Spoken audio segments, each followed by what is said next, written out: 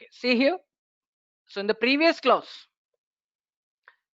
we clearly discussed about features of Java.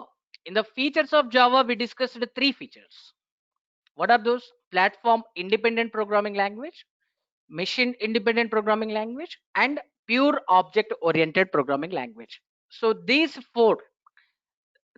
three we discussed in the these three features we discussed in the previous class. Okay. So in the first class, what we discussed, what is Java, what is the purpose of Java, and what are the features of Java. Okay. So what is Java? It is a programming language. It is a general purpose programming language. So general purpose means we can develop many kinds of applications. So specific means we can develop only one kind of application. General purpose means we can develop many kinds of applications. What are those many kinds of applications? Like standalone applications, web applications, and mobile applications.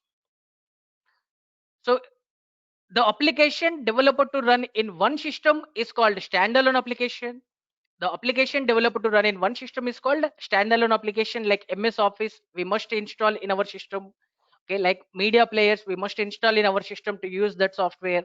Okay, next, web application. Web application means the application which is published in the remote system, the application installed in remote system, but that can be accessed by many clients by using the browser with the help of network.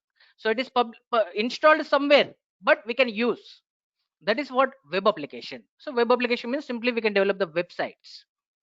Next, we can develop mobile applications. Daily, we are using so many apps in our smartphones. Those are what mobile applications only. We can develop such type of mobile applications. So using Java, we can develop standalone applications, web applications, and mobile applications. So what are the features of Java?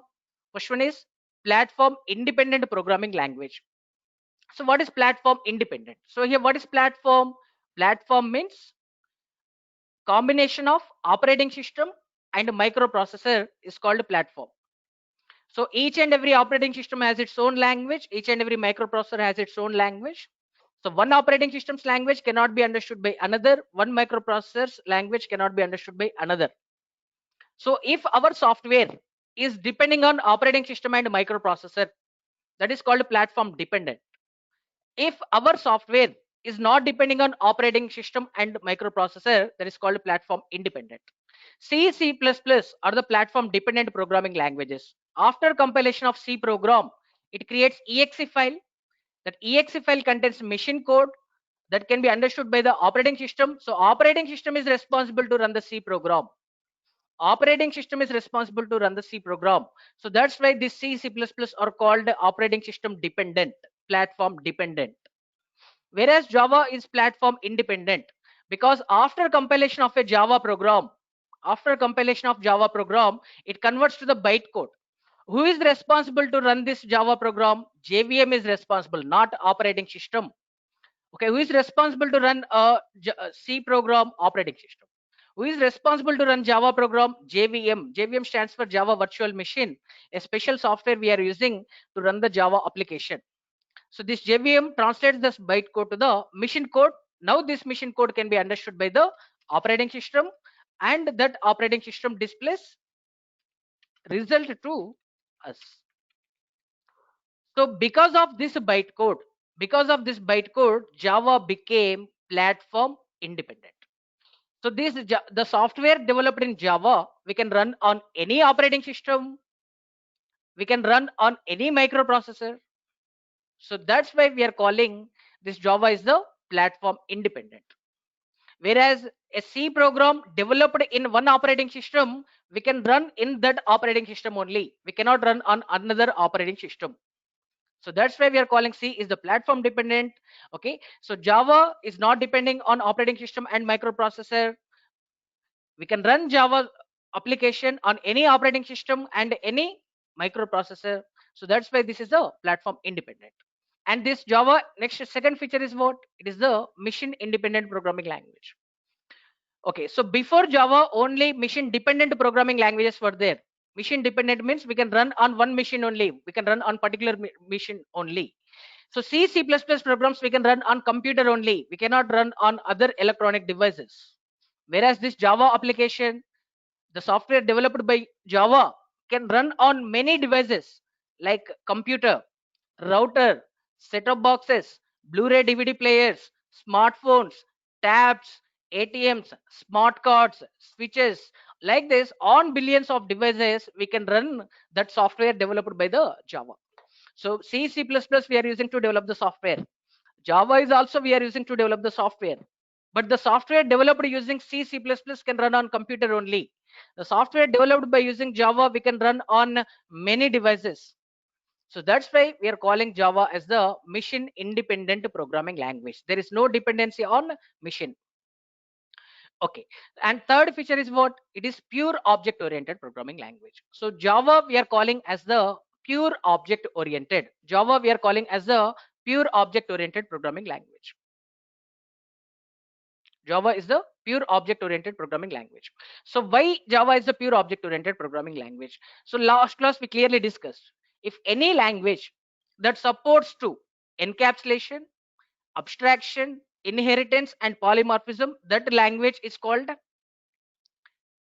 somebody is asking JVM is platform dependent. Yes, JVM is platform dependent because who is running the JVM? So operating system is running the JVM.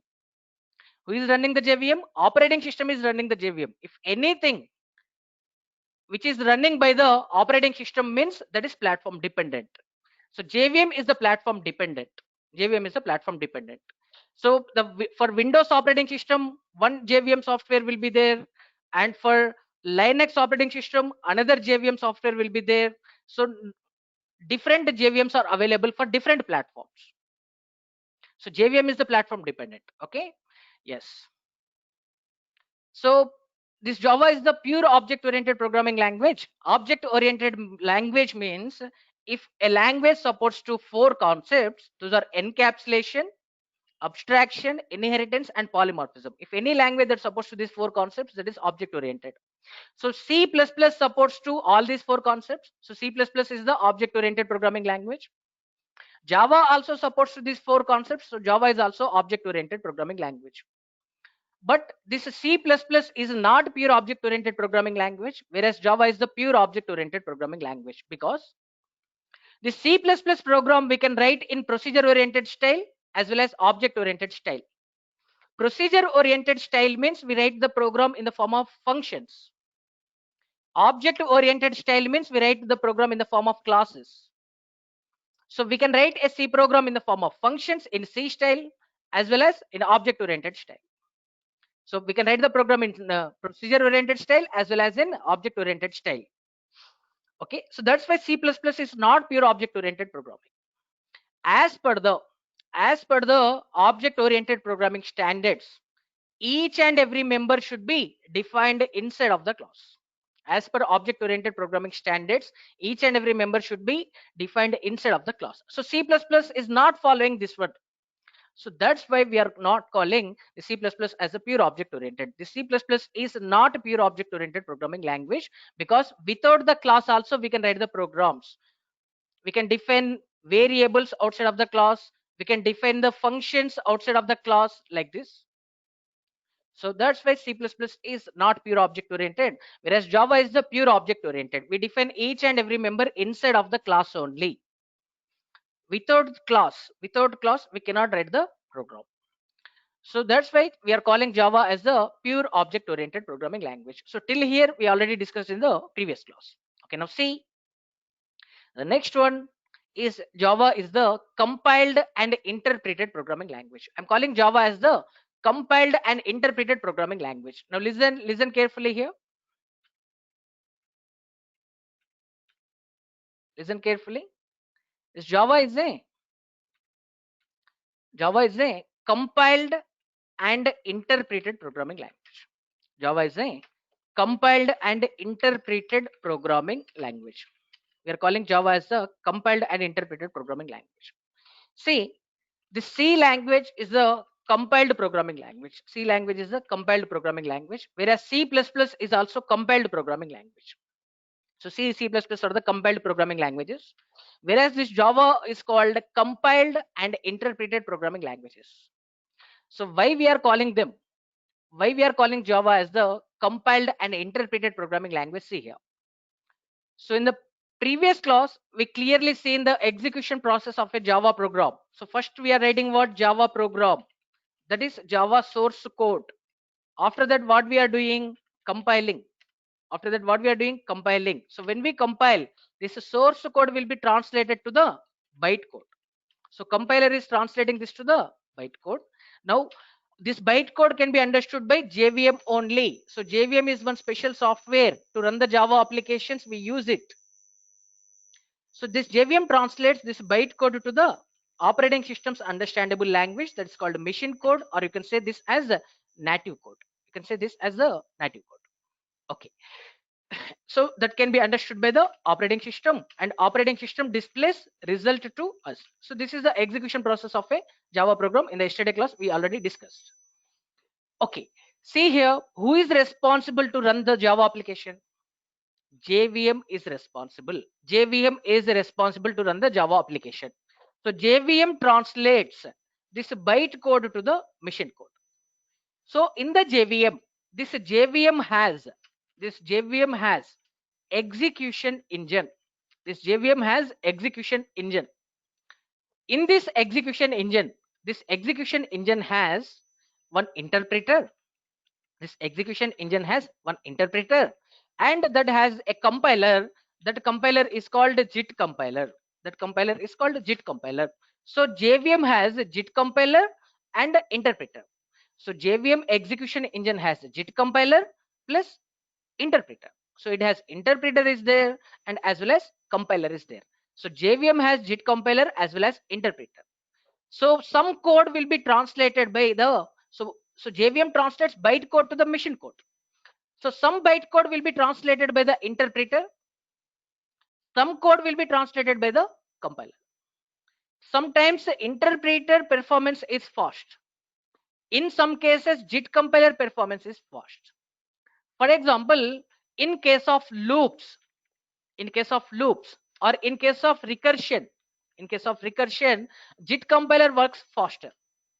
In case of single statement, interpreter works faster. So if single statements are there, interpreter translates that to the bytecode to the machine code. If loops are there or recursions are there, in such type of situations, JIT compiler translates bytecode to the machine code. So JVM has execution engine, that execution has compiler as well as interpreter. So that's why we are calling this Java is the compiled and interpreted programming language. Java is the compiled and interpreted programming language. Okay.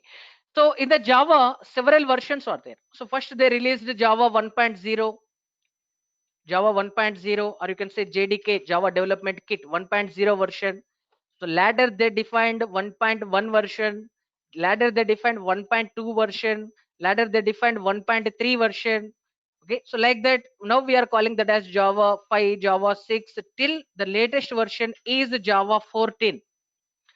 So like this, they defined, now latest version is Java 14. So each and every version, they are adding some new features. See, in the mobile, we are using WhatsApp. Once upon a time, using WhatsApp, we can send and receive the messages only. So after that, voice calling came. After that, video calling came in the next versions. So they added some features to the existing app. Similarly, to the Java software, they added some more features and they released 1.1. So to the 1.1, they added some features. They released 1.2, 1.3. Like that, latest version is Java 14. So till Java 1.2, Java was interpreted programming language.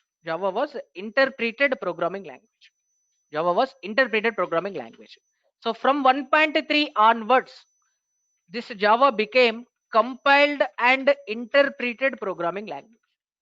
So till 1.2 version, Java is the interpreted programming language. So only in the JVM interpreter was there. So this interpreter performance is low. Low performance is there. In some cases, in loops, in recursion, in such type of situations, this interpreter performance is low. So that's why, to improve the performance, to the JVM execution engine, they added a compiler, that is JIT compiler. They added this JIT compiler in which version? In Java 1.3 version, they added this JIT compiler. Now, from 1.3 onwards, JVM execution has JIT compiler and interpreter. So JVM execution engine has JIT compiler and interpreter. That's why we are calling this Java is the compiled and interpreted programming language. Due to this JIT compiler, okay, program performance will be improved. So to improve the performance of the program, to improve the to performance, they added this JIT compiler. Okay, this is about compiled and interpreted programming language. And now see the next feature. The next feature is this Java is portable. Java is portable. So what is the general meaning of portable? Portable means easily we can carry and easily we can move. So portable means easily we can carry. Portable. Laptop is portable. Okay, TV is portable. Easily we can carry and we can run anywhere. Okay. So similarly, here portable means this portable feature is the result of it is the result of it is the result of platform independency. It is the result of platform independency. It is the result of platform independency and mission independency. It is the result of platform independency and mission independency. Platform independency means what? Platform independency means platform independency means we can run Java application on any operating system, and we can run Java application on any microprocessor. We can run on any microprocessor. Okay, next, machine independency means what?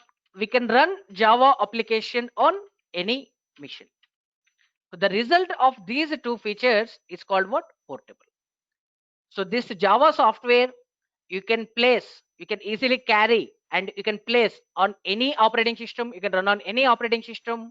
You can run on any microprocessor, and you can run on any machine without making any changes. Without making any changes, directly we can place and run. The main intention of Java is write once, run anywhere. Write once, run anywhere. This is the main goal of Java. This is the main goal of Java. So we are writing code only once, but you can run that anywhere. On any operating system you can run, on any microprocessor you can run, and you can run on any machine. Okay. So portable means that gives the same result on any operating system, on any microprocessor and any machine. That is called portable. So portability means it gives same result on any operating system or any microprocessor or any machine. So the result of platform independency and machine independency is called portable. Okay, so simply you can say portable means platform independency plus mission independency.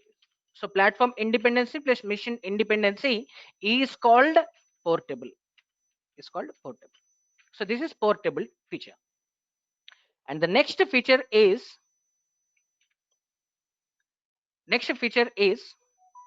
see the list. This Java is the simple and familiar. This Java is the simple and familiar programming language. Listen carefully here. So we are calling this Java as the simple and familiar programming language. This Java is the simple and familiar programming language. This Java is the simple and familiar programming language. So why we are calling this Java as the simple and familiar? Why we are calling Java as the simple and familiar programming language? See here. So they made this Java as very simple programming language. We are calling this as the simple programming language. So before Java, we were using the languages like C, C++ to develop the software.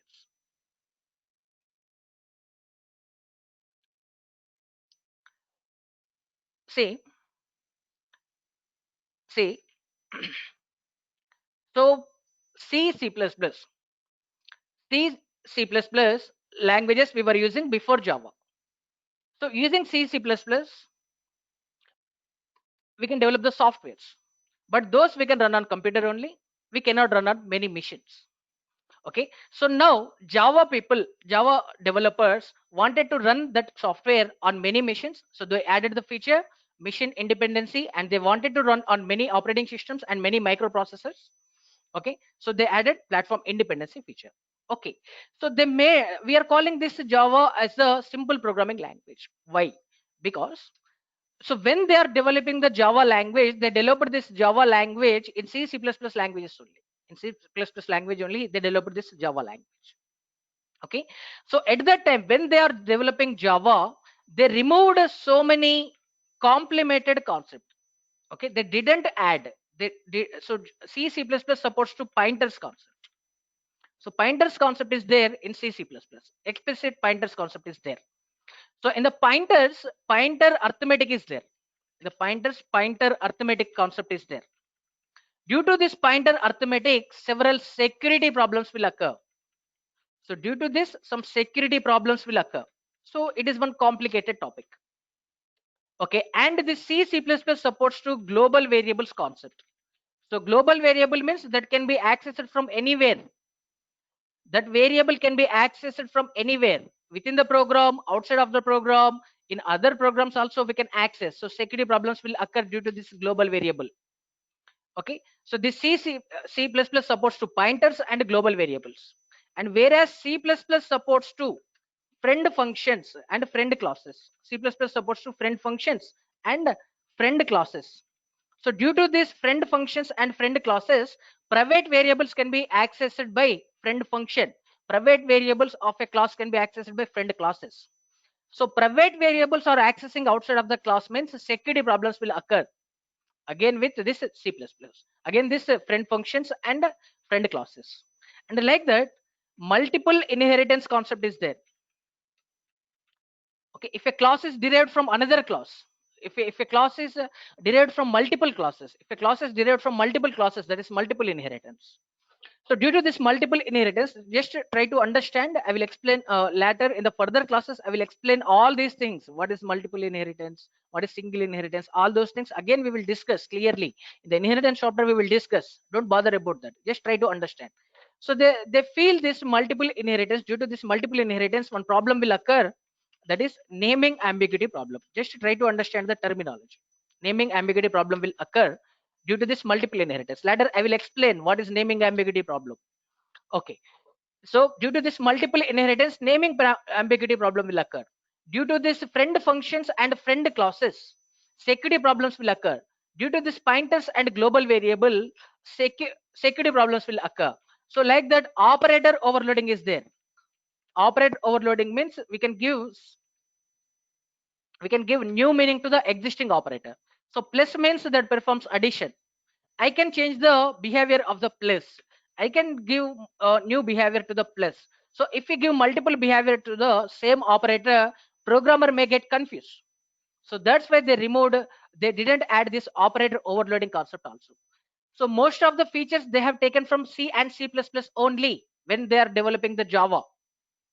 So they removed some complicated topics such as pointers, global variables, friend functions and friend classes, multiple inheritance, and operator overloading.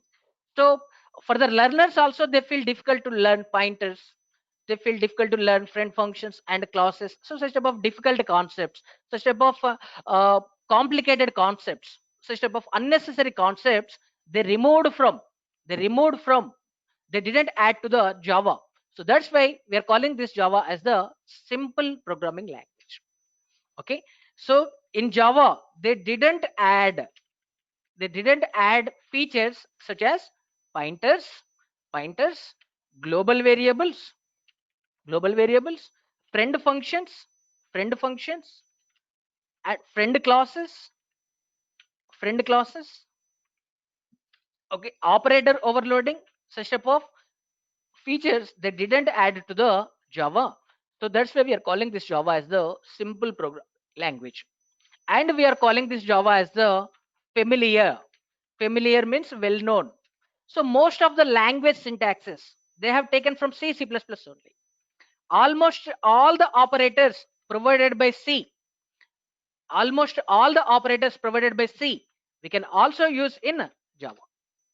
Almost all the control structures provided by C, we can also use in Java. So syntax is same, control structure name is same, syntax is same, operator name is same, syntax is same, purpose is same. So like that, most of the language syntaxes they have taken from C++ only. So at the time of introduction of Java, uh, developers were using C++. So if they want to convert to the Java, they feel that this Java is familiar to them. So because operators they already know, control structures they already know, so like that most of the well-known things are there in the Java, they feel like that. So that's why we are calling this Java as the familiar programming language. So programmer feels he's well known to this language, he is familiar to this language, he feels like that. So that's why we're calling this as a simple and familiar programming language. And next feature is uh, this Java is the robust programming language. This is very very important feature. Listen carefully here. We are calling Java as the robust programming language. So what is robust? Robust means what? See here. So the general meaning of robust is we are calling Java as the robust programming language. So here robust means strong. Robust means strong. We are calling Java as the strong programming language. We are calling Java as the strong programming language. We are calling Java as a strong programming language because of two main reasons. What are those? One is its memory management features. One is its memory management features. One is its memory management features, and another one is uh, its exception handling features. Its exception handling features. So due to these two reasons, we are calling this Java as the strong programming language. This Java as the robust programming language. So what is memory management feature? See, in C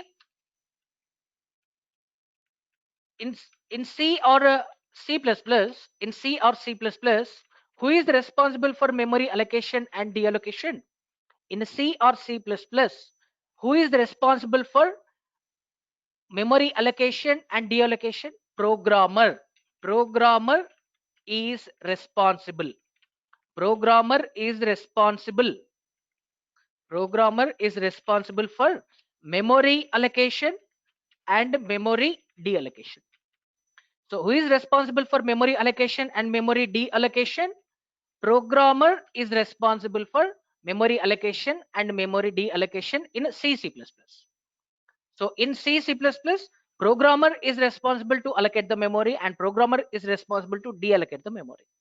For example, see, C++ supports to dynamic memory allocation. You already know about that. The people the students who came from C++ background, they already know about this one. Dynamic memory allocation. Even if you don't know, no problem. Try to understand. C++ supports to dynamic memory allocation. So for dynamic memory allocation, we use the functions like malloc function, calloc function, realloc function, such type of functions we use. So generally, int x equals to 10. If you write like this, for the x, how much memory will be allocated? For the x, how much memory will be allocated? 2 bytes memory will be allocated in C language. So some compilers allocates 2 bytes, some compilers allocates 4 bytes. Assume that that compiler is allocating 2 bytes memory. So for the x, 2 bytes memory will be allocated at compile time. So this is fixed size. But now I want to allocate 50 bytes memory for the x. I want to allocate 100 bytes memory for the x. So I want my own size. In such type of situations, we have to use malloc function. So here specify malloc of 50. Now how much memory will be allocated? 50 bytes memory will be allocated. I am specifying my own size as per my requirement. So primitive data types like int, float, char means fixed size will be there. Okay, so this integer variable can accept up to 32,768 value only. So like that, I don't, I want more than this value. I want very big value. In such type of situations, we cannot use this one. So at that time, we use dynamic memory allocation. At runtime, memory will be allocated. So malloc means we are calling this function. So at the time of program execution, memory will be allocated. How much memory will be allocated? 50 bytes memory will be allocated now. 50 bytes memory will be allocated. Okay. So we are responsible to allocate the memory here. Here we are responsible to allocate the memory. So now I want to remove. I want to remove. So that returns the address. So by default, it returns wide type. In that memory location, if I want to hold the integer value, we write the type conversion like this into pointer, that is C language. So to hold, that is the address. This is what that 50 bytes memory location's address. The first byte is returned by this function. So in that memory location, I want to hold integer value only. So I'm using type conversion here. So to indicate that this is the integer address now. That integer address I'm holding in the pointer variable P. Now P means the 50 bytes memory location. P means that is pointing to the 50 bytes memory location. I want to remove that 50 bytes memory, that 50 bytes, I want to destroy that 50 bytes memory. So for that, we use free function. So free function is used to destroy the memory. So free function is used to destroy the memory. Here malloc function is used to allocate the memory. So we are responsible to allocate the memory and we are responsible to destroy the memory. So here programmer is responsible. If we don't free, that memory will not be destroyed. Okay, that uses that uses new memory locations, that creates new memory locations again and again, again and again, again and again, that will not free the memory. So if you run a C program, if you run a C program for 1,000 times or 10,000 times, after some time RAM will become full, because if you are not destroying the memory, what will happen? RAM will become full. So after that, your program will be struck. So again, you have to close your application. Again, you have to open the C editor. So such type of problems will occur due to the C++, because we are responsible to allocate and deallocate the memory. Okay, if we don't deallocate the memory, some memory allocation problems will occur. If no space is there, that cannot hold the value. So our program will be struck. Such type of problems will occur due to the C++.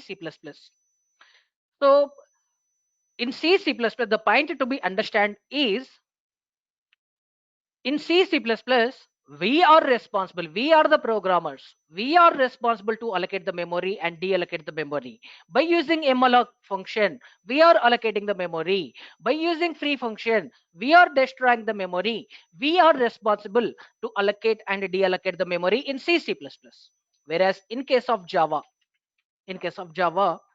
we are not responsible for memory allocation. Then who is responsible? Who is responsible for memory allocation? In case of Java, JVM is responsible. In Java, JVM, I already told, JVM is one special software that is used to run the Java applications. To run the Java applications, we are using JVM. That JVM will take care about memory allocation and memory deallocation. So JVM is responsible for. So JVM is responsible for allocating memory, allocating and deallocating the memory. We are not responsible deallocating the memory. So this JVM has class loader. This JVM has, when JVM is started, okay, class loader allocates the memory. Class loader allocates the memory. Okay, so who allocates the memory? Who is responsible to allocate the memory? JVM is responsible to allocate the memory. To say more clearly, JVM has class loader. This class loader is responsible for memory allocation. And this JVM has garbage collector. This JVM has garbage collector. This garbage collector removes unwanted objects. This garbage collector removes unwanted objects, means it is destroying the memory. So memory deallocation. So memory deallocation, who is destroying the memory? Garbage collector. Sorry. So garbage collector is destroying the memory. Garbage collector is destroying the memory. Class loader is allocating the memory. This class loader and garbage collector are the parts of JVM. So he is responsible to allocate and deallocate the memory. JVM is responsible to allocate and deallocate the memory. JVM has class loader that allocates the memory, and JVM has garbage collector that deallocates the memory. Okay, so when we are unwanted objects are there, those will be removed by the garbage collector. And if you are running any new program, if memory is not sufficient, that removes unwanted objects, and in that place that stores the new values. So like that garbage collector removes unwanted objects automatically. So we are not responsible for allocating and deallocating the memory in Java. So due to this reason, you can say this Java is the strong programming language. Okay. So once again, I'm repeating this robust. We are calling Java as the robust programming language. So robust means what? Strong. We are calling Java as the strong programming language because of two reasons. First one is its memory management features, and the second one is exception handling features. In C++, who is responsible to allocate and deallocate the memory? Programmer is responsible to allocate and deallocate the memory. Whereas in case of Java, who is responsible to allocate and deallocate the memory? JVM. JVM will take care about our application. Okay, so JVM is running our Java application that allocates the memory and that deallocates the memory.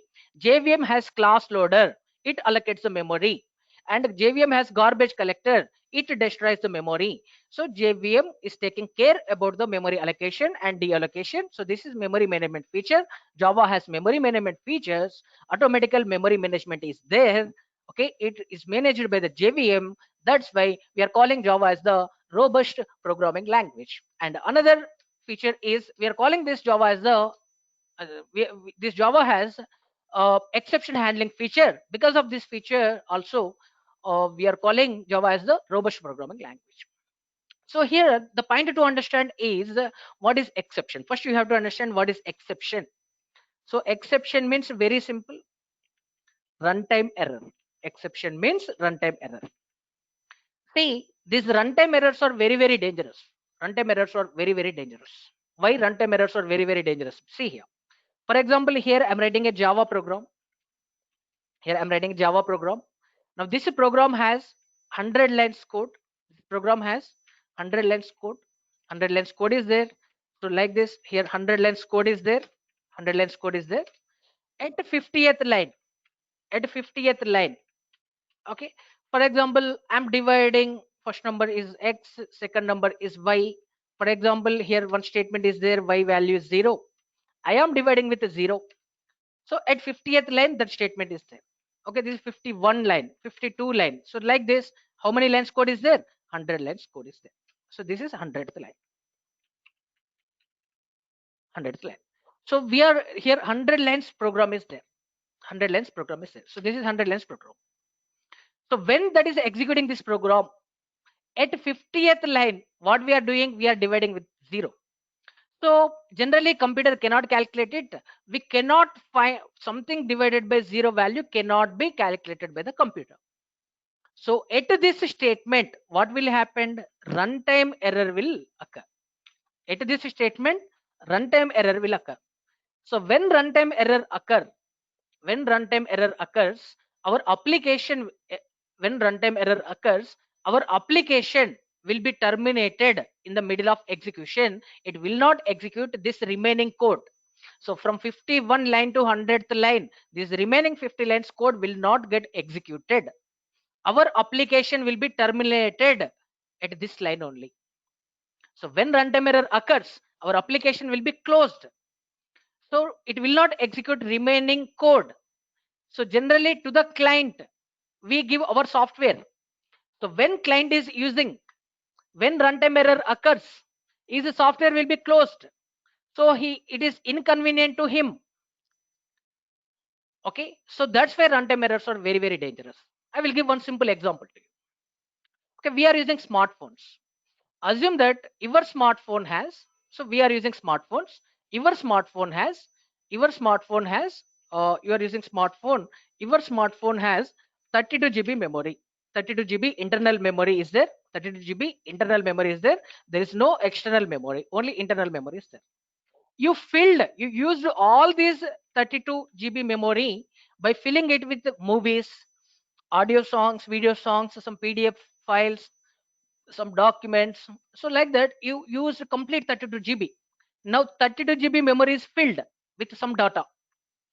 Now, if you want to take a selfie, if you are taking selfie, is that photo will be saved? No, that will give one message to us. What is that one? Memory is full. So that application is giving message to us clearly, memory is full. So with that we can understand that, oh, 32 GB memory is already filled. So no space is there to store this photo. So that's why I am not able to capture my photo. So you remove some unwanted photos and again you take the selfie, your photo will be saved. So you, if they so they handled that photo app person, that photo app developer handled that runtime error. So if memory is not sufficient, that is displaying what? Memory is full message. If he didn't handle that error, what will happen? If 32 GB memory is already filled, if you take the selfie, your camera app will be closed in the middle of execution, or your mobile will be struck. You cannot do anything. Again you have to restart. Okay, again you will open camera app, again you will take the selfie, so again your app will be closed. Okay, so it is inconvenient to you. You are not understanding what is the problem. Because why you are getting this problem? Because programmer didn't handle that one. So memory is full. So when memory is full, what we have to do? That he is not instructing. Okay, so that's why you got that problem. Okay, so handling such type of runtime errors is called exception handling. These runtime errors are very, very dangerous. When runtime error occurs, our application will be closed in the middle of execution. It will not execute remaining code. It is inconvenient to the user. It is very inconvenient to the user. So that's why, to make user friendly applications, this Java is providing several exception means runtime error. Exception handling means the mechanism of handling runtime errors. So exception handling classes, it is providing several classes to us. See, before this Java, we were using what? C++. The C++ does not support perfectly to the exception handling. That supports exception handling, but does not support perfectly to the exception handling. That does not handle many runtime errors. But when Java came into the industry, it came with a lot of exception handling clauses to provide convenience to the client. They defined several exception handling clauses in the Java library. So in the Java library is providing several exception handling clauses. Due to by using these exception handling clauses, we can handle the runtime errors. So we can make user friendly apps very easily. Okay, when runtime error occur, we can handle that one by using these exception handling clauses. So due to these exception handling features and due to these memory management features, we are calling Java as the robust programming language. So Java is the robust programming language. Okay, once again I'm repeating, this Java is the robust programming language because of two reasons. One is memory management features, another one is exception handling features. So in C++, programmer is responsible to allocate and deallocate the memory. Okay, whereas in case of Java, complete memory allocation caring and deallocation caring will be taken by the JVM. This is, Java has exception handling features. This runtime exception means runtime errors. Runtime error exception means runtime error. So when runtime error occurs, our application will be closed in the middle of execution. So runtime errors are very, very dangerous. We must handle them. So the mechanism of handling runtime errors is called exception handling. So to handle those runtime errors, Java is providing many classes to us. So that's why we are calling this Java as the robust programming language. It is the strong programming language. Now see the next feature. Next feature of Java. This Java is the secured programming language. We are calling Java as the secured programming language. See. So why Java is the secured programming language? See here. We are calling Java as the secured programming language. Secured programming language. See, I already told that most of the language syntaxes are derived from C and C++. In C and C++, some security problem oriented concepts are there. Some security problem oriented concepts are there. In C, C++, in C, C++, some security problem oriented concepts are there, such as pointers. These pointers, the pointer arithmetic, that is very, very dangerous. If you know the address of a value, we can access next value, like that we can access complete data. So security problems will occur. Okay, and global variables can be accessed from anywhere. Due to global variables also security problems will occur. There is no security for the data. And next, due to the friend functions also, friend functions can access private variables, and friend classes also, friend classes can access private members outside of the class. So these friend functions, friend classes, these are in C++, these are not in C language. So due to friend functions, friend classes also security problems will occur. So security problems may occur due to pointers, global variables, friend functions, and friend classes. So these features are not added to the Java. These features they didn't add to the Java. They developed this Java as the more secured programming language. Java developers wanted to develop a secured programming language. So that's why they removed such type of security problem oriented concepts like pointers, global variables, friend functions, friend classes, such type of C++ concepts they didn't add in the Java, because due to these concepts security problems will occur. And so they removed these. They didn't add these security problem oriented concepts. And after compilation of Java program, it is creating what? Bytecode. This bytecode is very secured. No one can understand this bytecode except JVM. So this bytecode is very secured. It is virus free. It cannot be infected by the virus. This bytecode is very secured.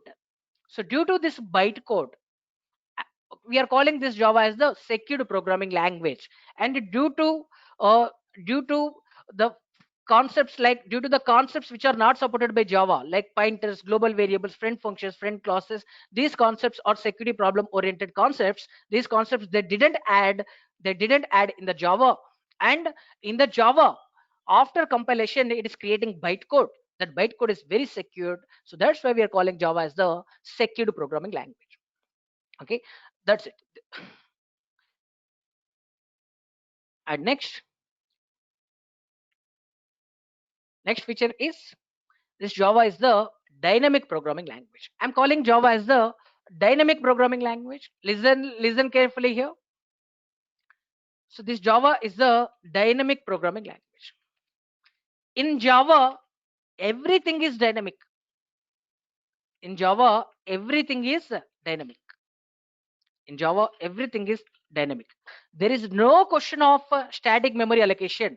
There is no there is no question of dynamic memory allocation. There is no question, sorry, there is no question of static memory allocation. Sorry, there is no question of static memory allocation. There is no static memory allocation. So everything is dynamic. Everything will occur at runtime. So dynamic means at runtime. Everything occur at runtime. Memory allocation, memory deallocation, communicating with the classes, consuming the methods, consuming the properties, everything will be done at runtime only. So that's why we are calling this Java as the dynamic programming language. In Java, everything is dynamic. There is no question of static memory allocation. Okay, whereas in case of C language, int x means for x that allocates how much memory? 2 bytes memory will be allocated. This 2 bytes memory will be allocated at compile time. At compile time, memory will be allocated. At compile time, memory will be allocated. So allocating memory at compile time is called what? Static. It is called a static memory allocation. It is called static memory allocation. So allocating memory at compile time is called static memory allocation. C++ supports to static memory allocation. So C++ has static memory allocation as well as dynamic memory allocation. Both are there. Whereas in case of Java, in Java everything is dynamic. Memory will be allocated at runtime, memory will be destroyed at runtime. So everything will be done at runtime by the JVM. Okay, so that's why we are calling Java as the dynamic programming language. And the JVM communicates with JVM communicates with Java library. So this Java library has several classes. Java library has several classes and interfaces. So this Java library, Java JVM is communicating with Java library classes at runtime only. So at runtime only, it is communicating with the classes, and at runtime only, it is allocating the memory, and at runtime only, it is deallocating the memory. Even for primitive data types also, primitive data types. So what are the primitive data types? Primitive data types like int data type. Int is the primitive data type. Float is the primitive data type. Char is the primitive data type. These are called primitive data types. Primitive means the data types which are coming historically from the older programming languages. These data types are coming. So these are primitive data types. From the older programming languages, int, float, char data types are coming. Those are the primitive data types. So in C, C++, for the primitive data types, memory will be allocated at static time, at compile time. So there is static memory allocation. Whereas in Java, for the primitive data types also, memory will be allocated at runtime. At runtime only, memory will be allocated. So that's why we are calling Java as the dynamic programming language. Once again, I'm repeating. In the Java, everything is dynamic, everything occur at runtime only. So he is responsible to run the Java application, JVM is responsible to run the Java application. For the primitive data types also, it allocates memory at runtime. Okay, for the objects also, it allocates memory at runtime. At runtime only, it communicates with the classes, all the library classes and interfaces, etc. Okay, so everything occur at runtime only. So that's why we are calling this as the dynamic programming language. This is the dynamic programming language. So Java is the dynamic programming language. See, I already told that using Java we can develop web applications. So this web application installed in remote system web server. I'm typing the URL. I'm typing the URL www.durgasoft.com. This URL I'm typing in client system. This URL I'm typing in client system. So in client system I'm typing the URL durgasoft.com. Now it sends this request to the server. What that server is doing, that is transferring web page at runtime. So at runtime, one web page will be created. So that dynamic web page will be transferred to us. So here everything is dynamic. At runtime only, memory allocation, memory deallocation will be there. So that's why we are calling this Java as the dynamic programming language. And next one is the this Java is the distributed programming language. Okay, so within 10 minutes I will try to finish the class. I want to complete all these features in today's class, so please listen carefully. I will explain remaining 3 features now. Okay, so next feature is distributed programming language. I'm calling this Java as the distributed programming language. So I'm calling Java as a distributed programming language. So what is distributed programming? So distributed application means, so using Java we can develop distributed applications. Using Java we can develop distributed applications. We can develop distributed applications. Now what is distributed application? You have to understand. So distributed application means same applications. Okay, if same software's logic, if same applications logic is stored in many machines, that is called distributed applications. If same applications means same softwares, same applications logic, if same applications logic is stored in many machines, if same applications logic is stored in many machines, then that is called distributed application. That is called a distributed application. For example, now you are attending the online class. So to attend this online class, you are using one software. What is that one? Go to training. You are using one software, GoToTraining. So this GoToTraining website already published. This GoToTraining website's application, this website's software, this GoToTraining software already published in the server. So in the server, that software is stored. That software is stored. And to who are using this GoToTraining? We are using. So we are the clients. We are the clients. Okay. To use this GoToTraining, I installed this GoToTraining app. I installed GoToTraining app in my system, and GoToTraining app, GoToTraining website, GoToTraining website published in web server, in the server, in the remote location, in the server. Okay, for example, 80% software stored in the server side. So remaining 20% software stored in our system. Our system is client system.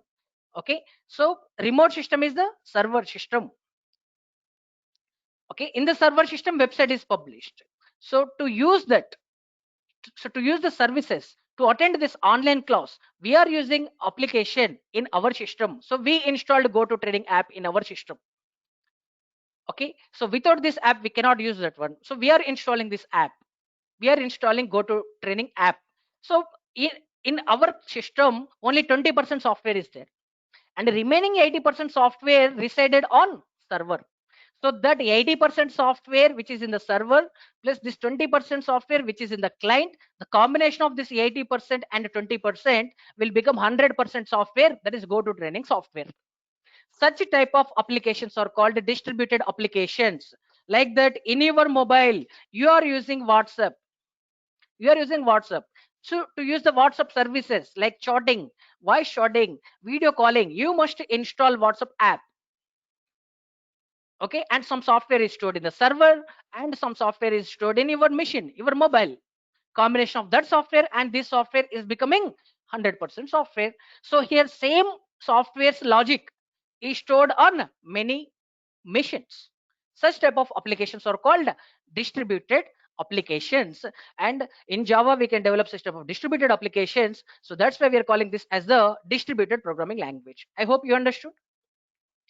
And next feature is, we are calling Java as the multi-threaded programming language. Listen carefully here.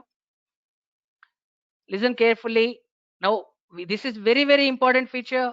Before this, C++ or the single threaded programming languages, no multi-threading was there.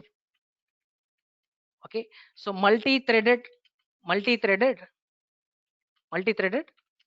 programming languages, so Java is the multi-threaded programming language. I'm calling Java as the multi-threaded programming language. Means, see, so here the first you must understand what is thread. Thread means, thread is a separate path of execution. It is a path of execution, or you can say it is the flow of execution. You can say this as the flow of, it is a flow of execution. It is a flow of execution or path of execution. So by default, every Java program, by default, every application, every Java program, every Java application is, every Java program is single threaded.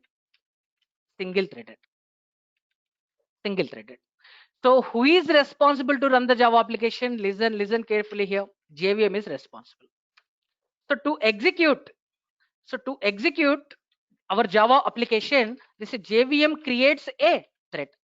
So thread means that is the flow of execution. So that executes the code. So this, so by default, every program is single threaded. So main thread will be created. In the main thread that executes the code. So thread is responsible to execute the code. So thread means there is a flow of execution. There is a flow of execution. So by default, every program is single threaded. Okay, so then what is multi-threading? Multi-threading means the ability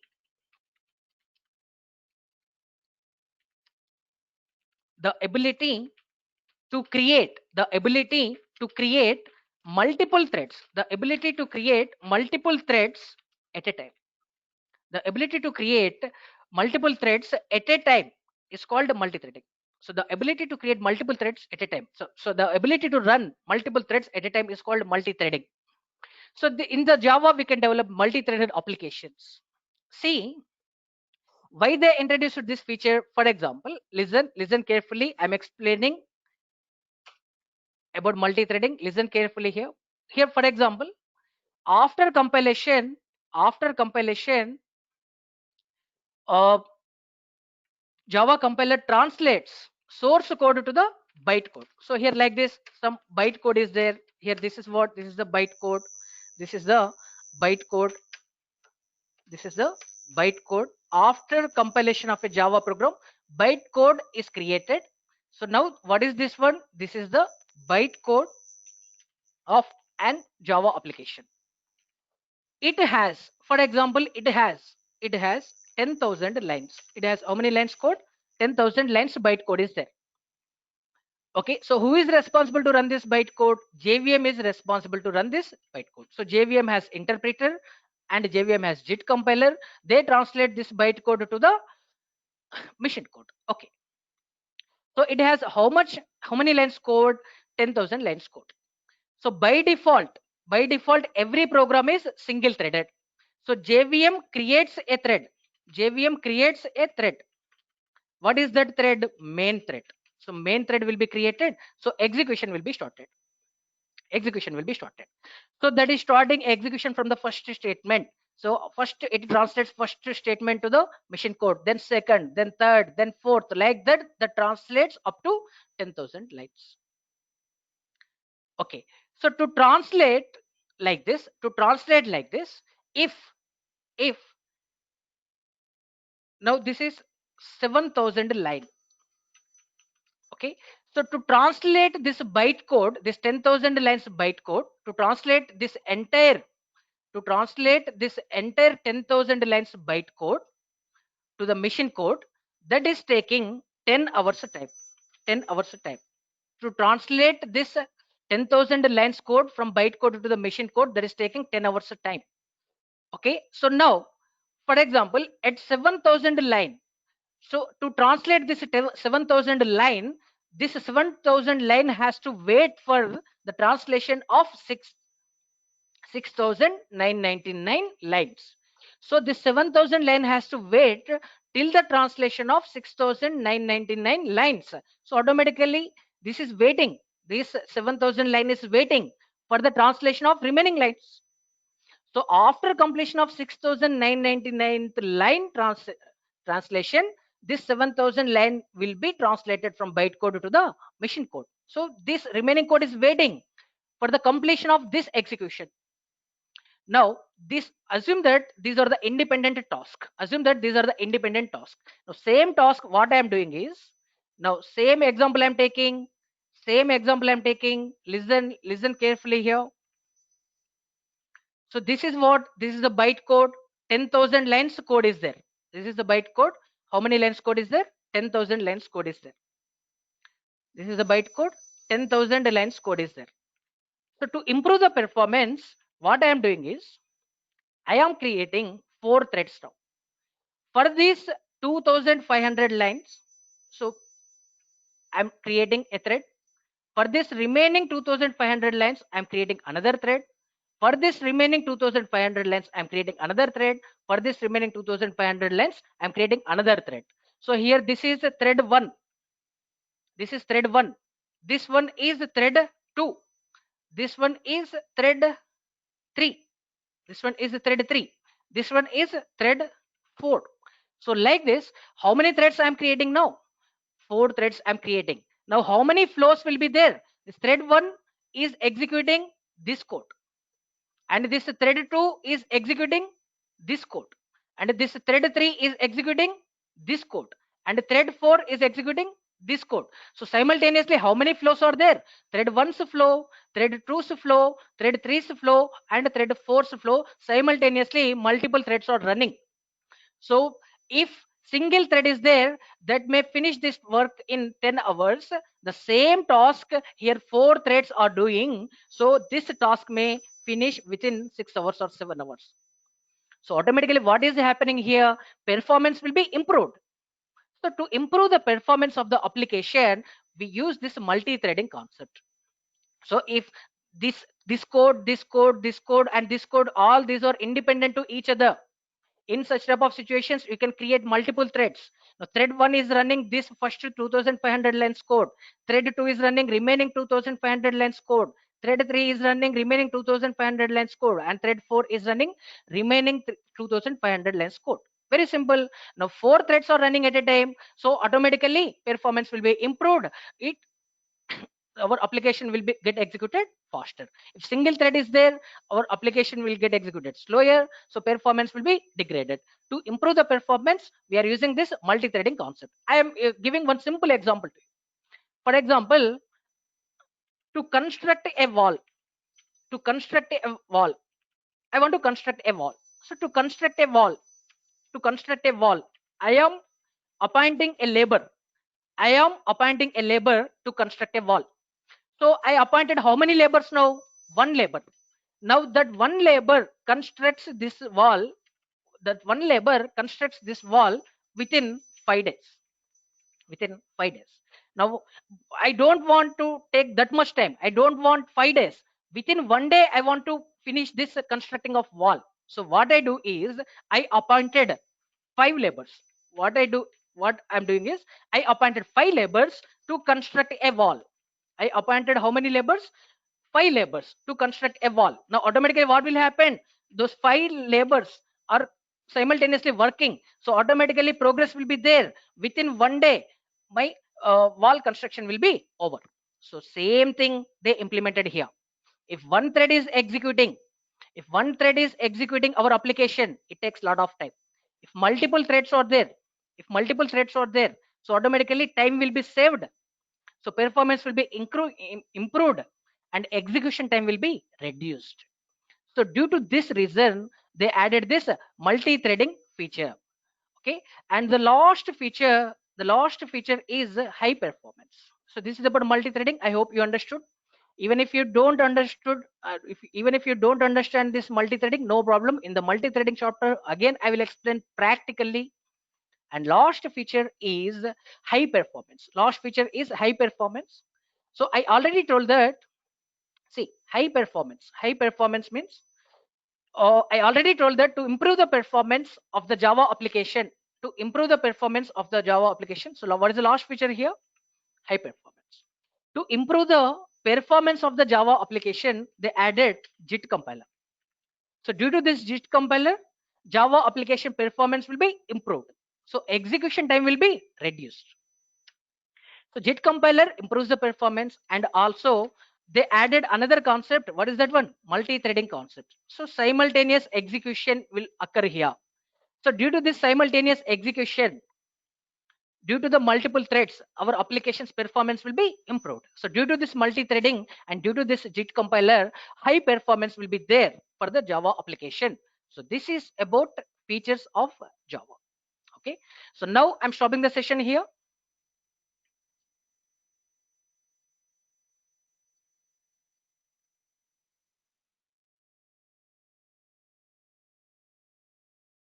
Okay.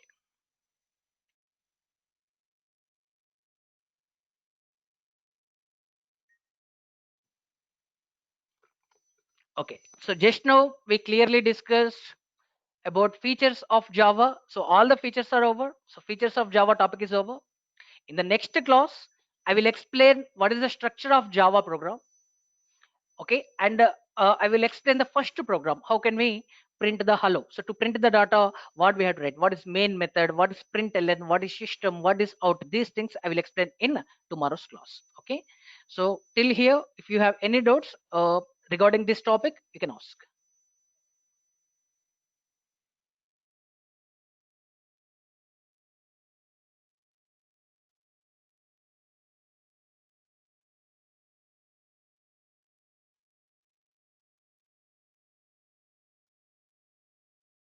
See, somebody is asking, Aishwarya is asking, where we use this multi-threading concept.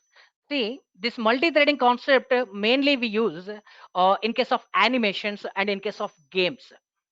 In case of animations and in case of games, we use this multi-threading concept. See, for example, For the Mickey Mouse, I'm taking one Mickey Mouse. For the Mickey Mouse animation, I'm writing a method here.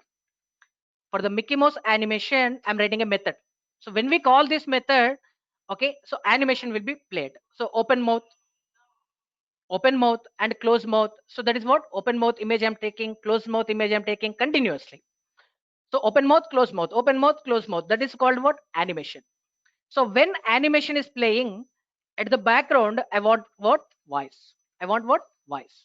So if you call the methods, first we call which method? Animation method. First we call which method? Animation method. So after that, which method we call? Voice method. So at this situation, if this program is single threaded, what will happen? First animation will be played. Mickey Mouse opens the mouth, closes the mouth, opens the mouth, closes the mouth. So after completion of that animation, dialogue will come. It will not look realistic. It will not look effective to the audience. So that's why if you use multi-threading concept here, so animation code will be executed and voice code will be executed simultaneously. So for the animation code, I am creating thread 1. For the voice, I am creating thread 2. So simultaneous execution is possible now. So animation code, voice code executing simultaneously. So Mickey Mouse lip movement will be there as well as at the background dialogue will come. So it looks realistic. So in games also, whenever we are playing, we are using left movement, right movement, up movement, down movement. At the same time, background sound is coming. So in animations, in case of games, in such type of applications, we can use multi-threading concept. Okay, I hope you understood.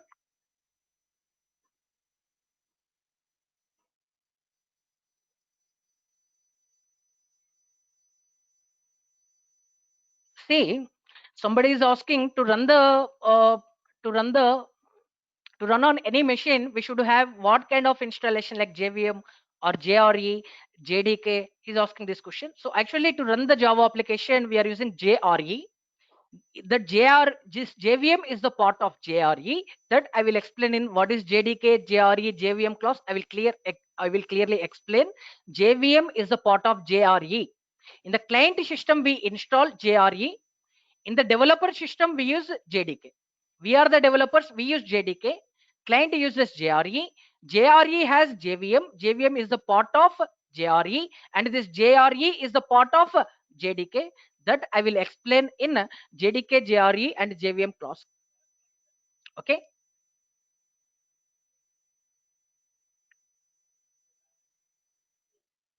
Okay. Any doubts? Okay. Now I'm stopping the session. Okay. Thanks to all. Features topic is over. Tomorrow I will explain the Java program structure. And also I explain one basic program, what is main method, what is println method, what is system, what is out, everything I will explain clearly. Okay, shall I stop the session?